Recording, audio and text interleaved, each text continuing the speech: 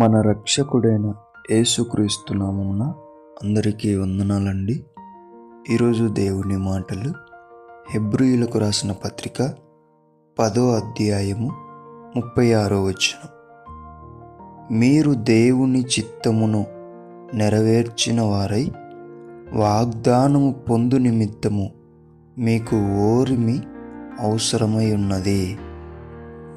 ప్రియమైన దేవుని బిడ్డలారా, మనకందరికీ దేవుని నుంచి నేను ఒక వాగ్దానమును పొందుకోవాలి అని ఆశ ఉంటుంది.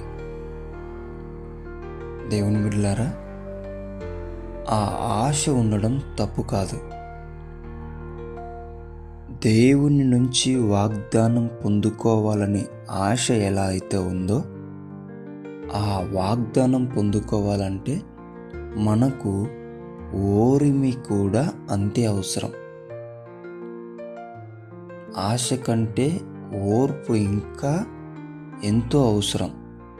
ఈ రోజుల్లో చాలామంది దేవుడిచ్చిన వాగ్దానమును వింటున్నారు, సంతోషిస్తున్నారు, అవి పొందుకోలేకపోతూ ఉంటున్నారు. కారణం ఏంటంటే ఓపిక లేదు. శ్రమ వచ్చిన వెంటనే పడిపోతున్నారు. నిందలు వచ్చిన వెంటనే జారిపోతూ ఉంటున్నారు. కొద్దిగా ఆలస్యమైన వెంటనే నిరాశ చెందుతూ ఉంటున్నారు. అందుకే వాగ్దానాలు తక్కువ మంది జీవితాలలో నెరవేరుతూ ఉంటాయి. కారణం ఏంటంటే ఓపిక లేదు, ఓర్పు లేదు. దేవుని మీద నిరీక్షణ కలిగి ఓర్పు కలిగి ఉండాలని దేవుని పీఠ మనవి చేసుకుంటున్నానండి. ఆశ ఎలా అయితే వాగ్దానం పొందుకోవాలని పెట్టుకున్నావో దాన్ని ఖచ్చితంగా పొందుకొని తీరాలి అని ఓర్పు కలిగి కూడా జీవించాలి. అప్పుడే నీవు నిజమైన విశ్వాసివి, దేవుని కుమారుడవు. కాబట్టి దేవుని బిడ్డలారా, దేవుడిచ్చిన వాగ్దానం పొందుకునేంత వరకు ప్రయాసపడాలని, ఓర్పు కలిగి జీవించాలని దేవుని పేట మనవి చేసుకుంటున్నాం.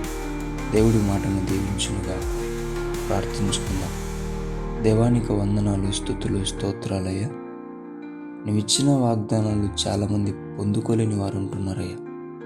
అటువంటి వారిని బలపరిచి వారికి సహనమును, ఓర్పును దయచేసి పొందుకునేంత వరకు నీతో ఉండే భాగ్యం దయచేయమని యేసు నామములో ప్రార్థిస్తున్నాం తండ్రి. ఆమేన్.